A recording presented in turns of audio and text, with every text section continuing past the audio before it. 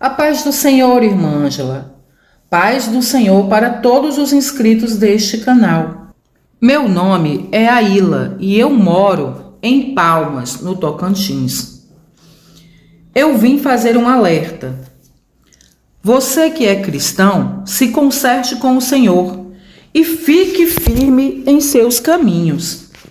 Você que não é, aceite Jesus e viva. Receba escape do que está por vir. No dia 7 de agosto de 1999, estava eu em casa com minha família vendo TV. Era aniversário da minha filha do meio e tínhamos acabado de bater os parabéns, partir o bolo e comer. Estávamos meu marido, meus 3 filhos e eu. Meus filhos estavam ali, brincando, fazendo bagunça, até que se cansaram e adormeceram. Um no tapete, outro no sofá, e a mais velha foi para o quarto. E eu estava no sofá, ao lado do meu marido. Estávamos vendo um filme na TV. Foi aí que eu comecei a cochilar. Eu estava muito cansada. Havia trabalhado muito o dia todo para fazer aquela festinha. Fiz bolo, salgadinhos, docinhos, e eu sou o tipo de pessoa que na cozinha não gosto de bagunça, nem de sujeira. Eu vou cozinhando e depois já venho limpando e arrumando tudo. Não gosto de deixar nada para depois. E naquele dia eu havia corrido muito, trabalhei muito, estava cansada. Então ali eu estava cochilando. Eu cochilei e foi aí que, num simples cochilo, comecei a ver algumas coisas, como se fosse assim um sonho fragmentado, que a cada vez que eu fechava os olhos eu via um pouquinho de imagens. Como se essas imagens estivessem passando na minha TV, ali, diante de mim. Eu cochilava, fechava os olhos e via algumas cenas se passando na TV.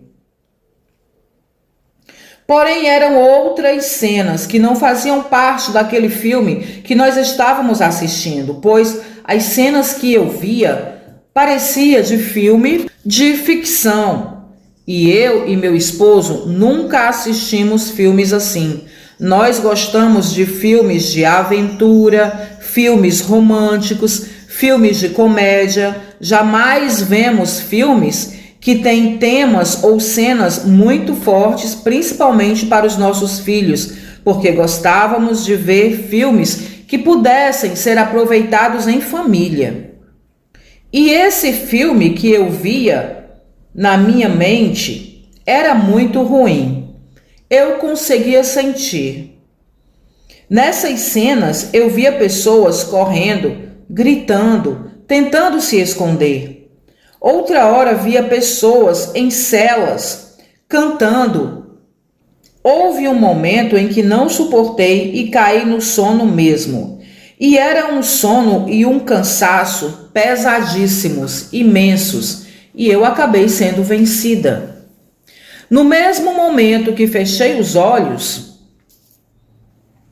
eu me vi exatamente ali onde eu estava, sentada no sofá com o meu marido, meus filhos. Nada mudara, somente o filme.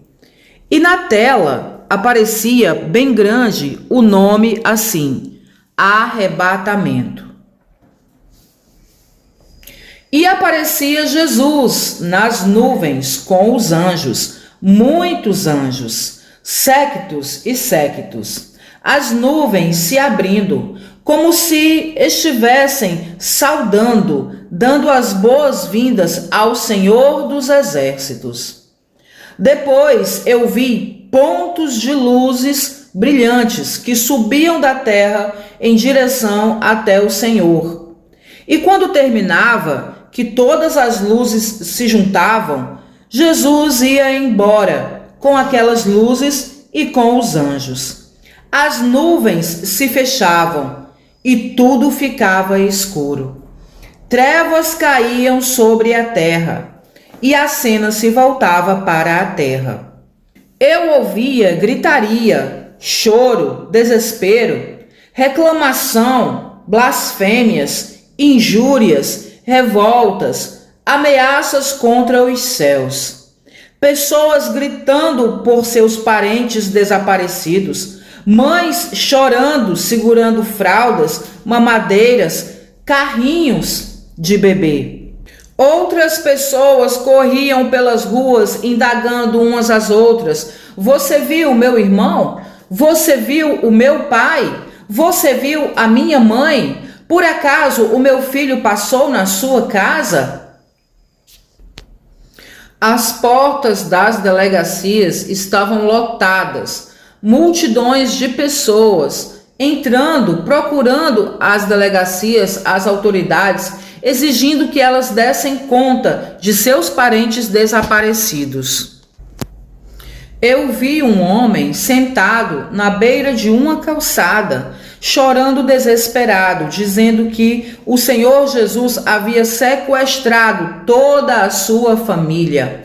E ali eu sabia, de alguma maneira, que a sua esposa, seus 3 filhos, sua cunhada, sua mãe, todos eram cristãos. E sempre pregaram para ele, dizendo que um dia o Senhor Jesus os tiraria dessa terra e queriam que ele fosse também com eles nesse dia. Mas ele nunca quis dar ouvidos, nunca acreditou, nunca se rendeu ao Senhor Jesus. E agora estava ali, sozinho, sem família, chorando, acusando o Senhor Jesus pela sua solidão e pelo seu abandono.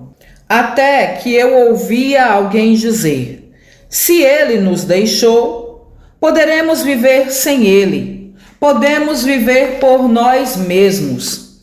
Não queremos nem mais que se faça menção do nome desse Deus, o Deus do céu. E começava então uma caçada a todos os que carregavam esse nome. E foi aí que eu vi um banho de sangue nas ruas, pessoas sendo perseguidas por multidões, Bíblias sendo queimadas em praça pública por uma turba enlouquecida. Vi um rapaz que havia ganhado um prêmio por ter encontrado um pastor que estava escondido dentro de uma igreja. Ele trouxe o pastor para a rua e ali mesmo eles terminaram com ele da forma mais cruel possível e depois se alegraram com isso. Eles estavam tomados pela fúria e pela loucura. Para mim, eles estavam endemoniados, totalmente dominados por forças malignas. Vi também pessoas cristãs muito confusas dentro de suas casas, folheando a Bíblia, procurando onde estava aquele acontecimento que havia acabado de se dar.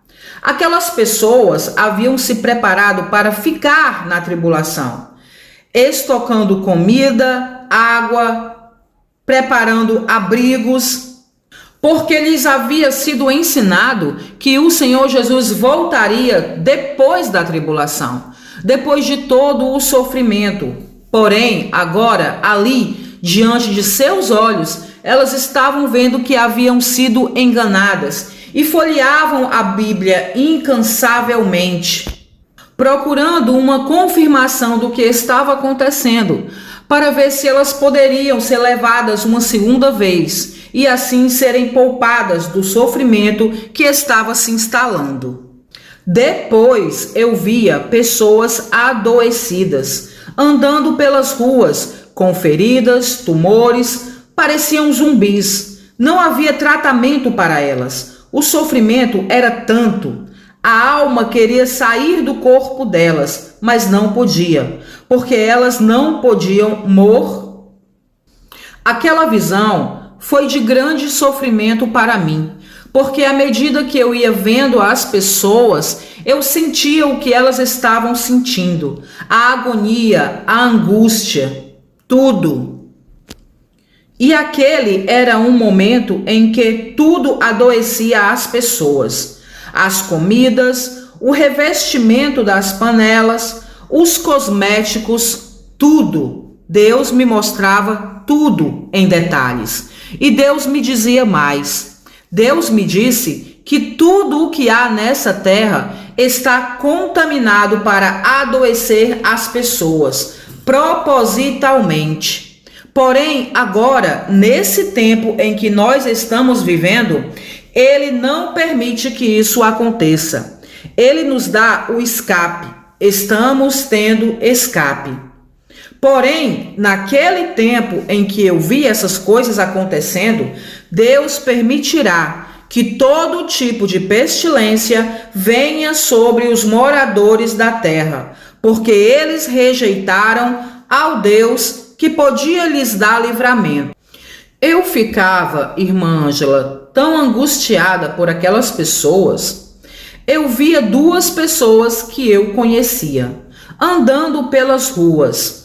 Uma se arrastando, toda estraçalhada. Ela havia sofrido um acidente seríssimo e se recusaram a tratá-la. Ela caminhava chorando, buscando alívio e não encontrava. Outra pessoa estava cavando um buraco com as mãos e era a sua própria cova. Ela estava com tantas dores que gritava, pedindo para sair daquele corpo, e ficava ali, à beira da cova, esperando o momento que teria fim o seu tormento. Mas esse tormento não terminava, e era só grito e desespero.